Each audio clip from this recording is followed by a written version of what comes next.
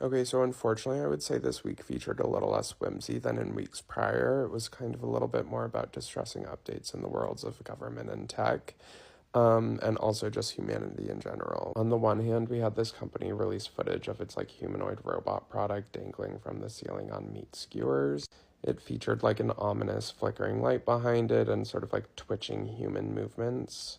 It's like we don't know if this is going to be a problem in a few months or a few years from now, but it certainly will be at some point. Other than that, we had Donald Trump declare himself king, Elon Musk fire thousands and thousands of like federal employees in the IRS and National Park Service. It's kind of like the National Park Service was this like beloved institution in America that pretty much no one had problems with, but now we're like tearing to shreds. Make America great again, baby. And then there is Hunter Schafer, who sort of made a plea on behalf of the smallest, most marginalized population of people in America, which is, of course, the trans community. Ask your parents or anyone over the age of 50 if they personally know someone who is trans, or even if they've just met one. Most likely they couldn't name one, but they've certainly been reading about it a lot in the news. And that's a huge problem that has serious human impact on like real people's lives, as Hunter tried to demonstrate for us.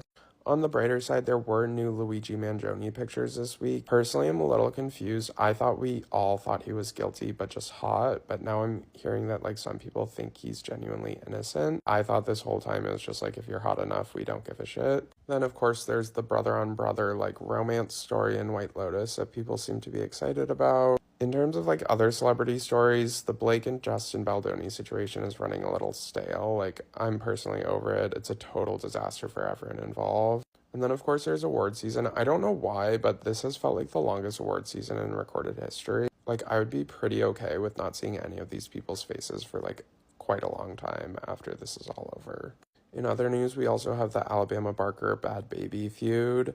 There's a new diss track that just dropped. I've been avoiding this for as long as possible, but it is maybe at its peak right now. I will say I am interested from like an anthropological perspective, like how Alabama Barker got that way. But I do get the overall sense that she's kind of just like a young girl who's a little out of her depth.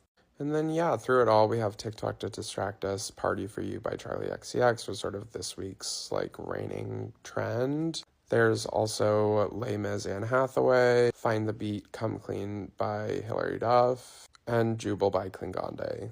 The one thing those songs all have in common is that they have all at one point been my favorite song in the world. Yeah, and that's about it. It was kind of like a scattered week. We'll see what happens next week. Okay, bye.